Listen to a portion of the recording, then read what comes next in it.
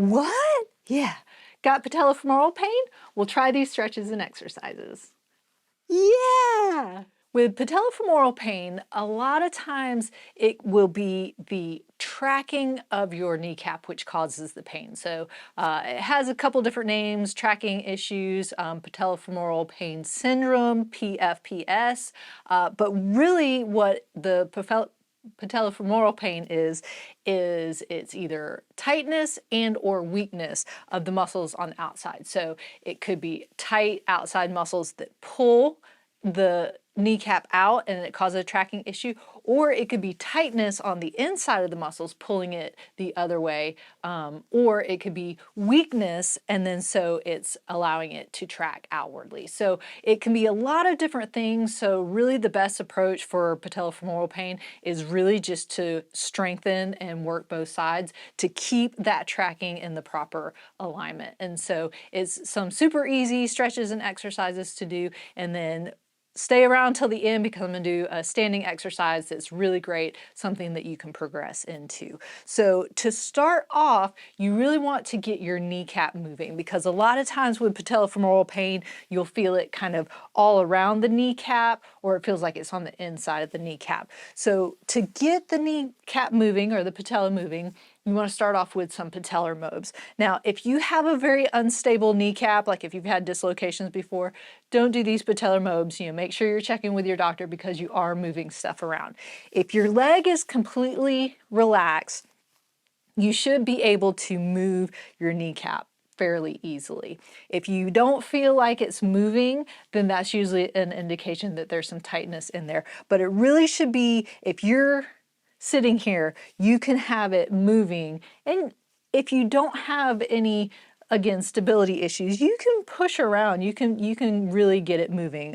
Mine's a little tight. I have to start pushing a little bit. But all I'm doing is I'm kind of going side to side this way, and then I'm going down and I'm going up. But I'm not pushing the kneecap down.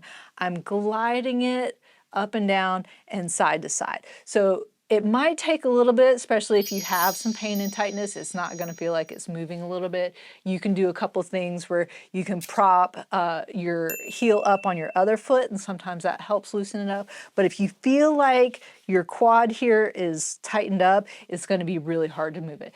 Don't force it, but really kind of just give it some movement. If it's painful, then hold off on this, but you're really just kind of wanting to get that kneecap moving around a little bit. So just starting off maybe 30 seconds, you can work your way up to a minute, but again, it should really be moving pretty easily. I don't know if you can see that, but I'm moving that kneecap up and down and it's just kind of gliding up and down. So you want that to be nice and loose. Once you get that area loosened up a little bit, then you want to go into some exercises. So I'm just going to lie down. I like to prop my other knee up because it gives me a target. This is just going to be a straight leg raise. It's just like it sounds. You're going to lift your leg up in a straightened position, just going to the height of the other leg. So you're not kicking it all the way up and using momentum. You really want to activate those muscles, go slow and controlled. You can go a little bit faster than what I might be doing, but make sure you're doing a controlled motion. So pull up your toes. That kind of helps lock out the leg and keep everything nice and straight. And it helps activate that quad muscle right there. And then just nice and slow, you're just going, again, about the height of the other side. So I'm not kicking it all the way up here because then I'm just going to use momentum by doing that. I want to really be controlled and just go to about the height of the other side. So just about right there. Nice and slow coming back down. You can do this for time, you can do it for reps and then kind of progress, or with the time you can then go a little bit faster if you're controlled, or you can also make it a little bit harder by not coming all the way back down when you do the exercise. So if I'm coming here, I'm just bringing it to about here, so I'm keeping those muscles engaged the whole time and contracted the whole time. Then you're going to go into a straight leg raise with an external rotation, and that's just working the medial quad, the VMO in there. And so I'm turning that foot outwards this way. I almost call it like scooping the leg now, but I'm working this inside muscle here, and I'm just coming up, and again, nice and slow, coming back down, trying to keep those muscles activated the whole time and just nice, smooth motion. So again, you can go for time, or if you want to do reps, you know, say I'm going to try and do 2 or 3 sets of 10, and then after a week, I'm going to try and do 2 or 3 sets of 15, and then work your way up from there.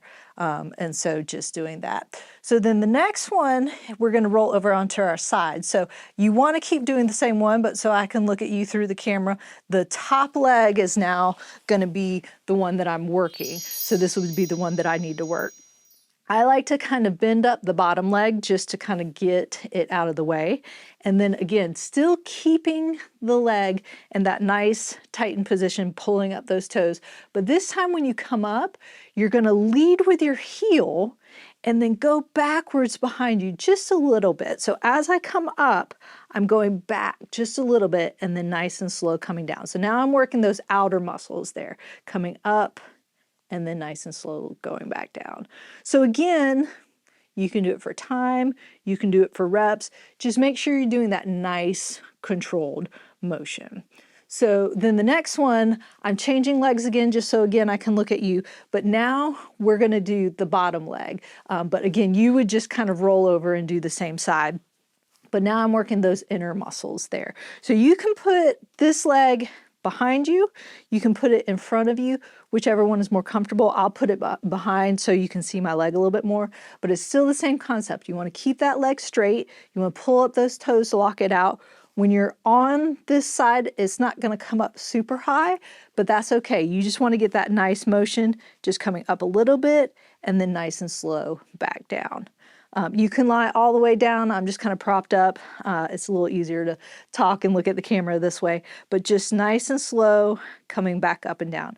Again, you can do that for time or you can do that for reps, whichever one is most comfortable for you. And now we're going to stand up. So this last exercise is going to be a hip hike. So hip hikes, usually you might see them being done on a step. You can do them on a step where you'll get a little bit more motion. So this is almost more like a modified hip hike because when you're first doing them, they're harder than they look. So you can just do them in a standing position. You don't necessarily need that step. You can progress to the step. So with hip hikes, you're working both sides, but the main side you're working is actually the one that you're standing on. So if it was my right side that was needing the work, that had the patellofemoral pain, I'd want to stand on this side and hike up the other side. But I'm still working both sides, but you're gonna actually feel it more on the side that you're standing on versus the one you're hiking up. So all I'm gonna do is just kind of put my left foot out in front of me.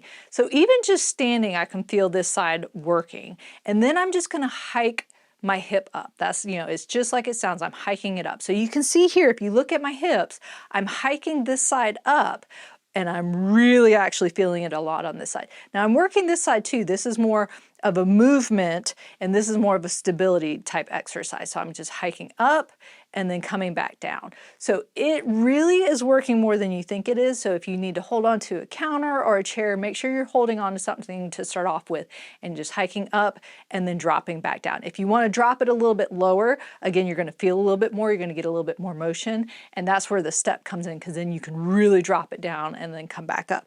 So make sure you're switching sides for this one. I'd work both sides for all of them, but this one because you're getting the exercise in a different way. Again, I'm getting movement on this side and I'm getting the stability exercise on this side. So I'm coming up like a closed chain on this side, open chain on this side. So really working both sides, but you're going to feel it more on the one that you're actually standing on and you're getting that closed chain motion. So coming up, hiking, and then dropping down.